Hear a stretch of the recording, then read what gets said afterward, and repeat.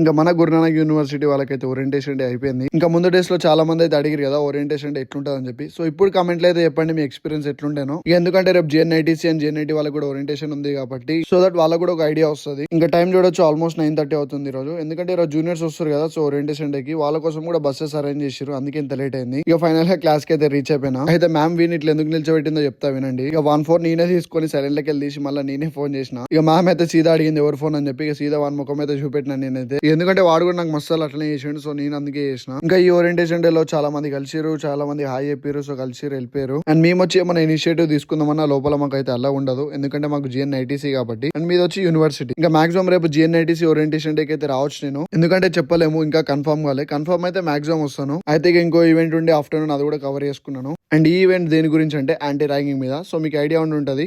ఇక మీరు జూనియర్స్ వస్తారు కదా, ఇక మేము సీనియర్స్ ర్యాగింగ్ చేస్తామని చెప్పి సో ఈ స్పీచ్ లని ఇస్తారు. ఇక అట్లా ఈవెంట్ అయితే అయిపోయింది. ఇక 4:30 అయిపోయింది ఆల్మోస్ట్. ఇక బస్సు కూడా ఎక్కేసినాం. ఈ ఒక్కసారి అయితే మన కటింగ్ చూడరు ఎట్లని చెప్పారు ఒక్కసారి కింద కమెంట్ లో. సో ఇంకా మన పేజ్ అయితే ఎవరైనా కొత్త చూస్తే ఫస్ట్ అయితే ఒక ఫాలో లైక్ చేసుకోండి. సో మీ ట్యూన్ నెక్స్ట్ బ్లాగ్.